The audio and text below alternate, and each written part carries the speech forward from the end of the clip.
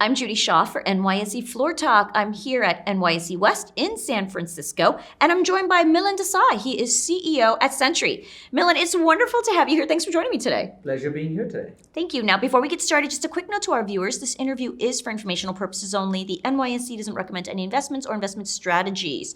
All right, so Milin, tell me about Sentry and the problem you're solving. So if you notice, everything we do around us right now is a software interaction, from the thermostat you control, the garage you open, streaming movies, right? And increasingly, that software, that is code, is changing the fastest. We help developers who build that code find issues in their software, whether it's broken, it's slow, it's stopped working in real time. And the best thing about this is we not only tell them something's broken, we tell them exactly what's broken. So in the case of code, we tell them, hey, this is broken, it's affecting X number of users, it's only happening on this web browser, and here is the line of code.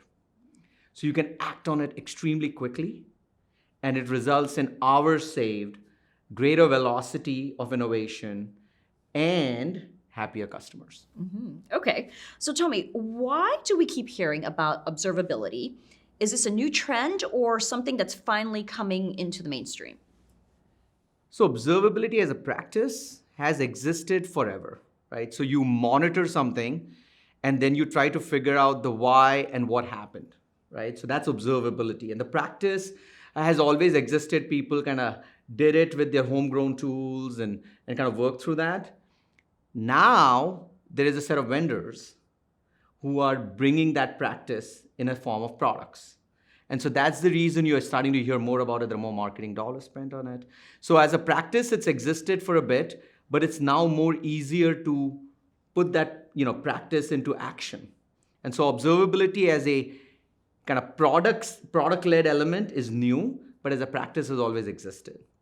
And where it's moving is not only to find the why and the what, but to make it extremely actionable.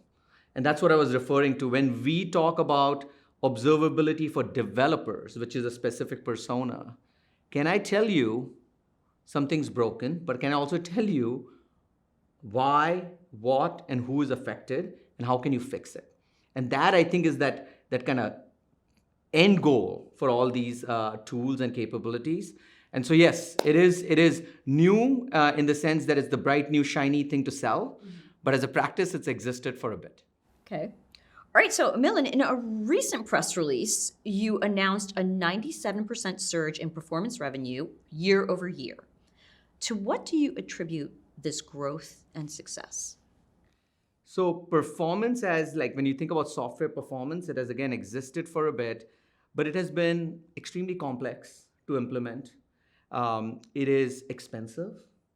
And so it was relegated to special projects like, hey, we're building something, our checkout is slow, let's just really hyper-focus on it. So it was always a special project. And coming back to the earlier point where software is changing fastest, people are innovating every day, code is shipping 3 times a day now. When we looked at the problem, we said, can we make it an everyday thing? So as you build, you measure. And if the measurement is 10% slower, we tell you how to fix it.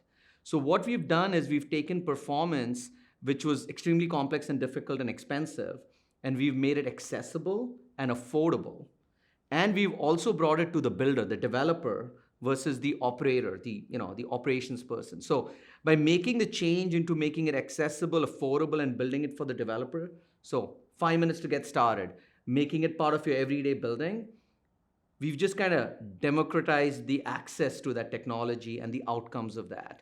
And that, in turn, has helped us kind of get the growth that we talked about in the market. So super excited about where that is. Really early days. The market is very large, and we are expanding the market versus kind of going after something that has been attacked by other vendors for the longest time. So we're super excited about what's happening over there. All right, now you've recently made a few acquisitions.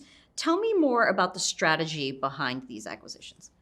So unlike large companies where I've worked at before, where you have like a strategic plan to go after area X or area Y, we kind of operate in this area of code and developers. The persona that we serve is the end developer, and the area we operate is code. And so we try and keep an open mind to all the things that kind of play in that area. So there are three principles, guiding principles for us is, does this fit in kind of the mission of the company that we've set out, which is it helps makes the developer productive, right? So the solution is something that will make the life of the developer easier, more productive, increase velocity. And is it easy to use? Does it align with our open source roots? Right, so those are kind of core principles we look at when we look at a company. But the other big thing about this is we're looking for the right people. So when we also look at these companies, we're thinking about, are these folks on the other side going to be the right match? Are they kind of the mindset of owning something? So one of the big things we tell, when we acquired CodeCub, when we acquired Specto, we spoke to the founding teams and we said, we want you to come and impose yourself. We want your point of view. We want your opinionated outcome. We want you to come here and build. All right. It's not just like come to Sentry and you have to do it the Sentry way. So part of it is how do they kind of fit into our mission, and the other part is like what do they bring to the table, and it's all aligned around the simple fact of making developers productive by helping them build great software. All right. Well, Milin, it's been wonderful to talk with you. Thanks for joining me on Floor Talk today. Thank you for having me.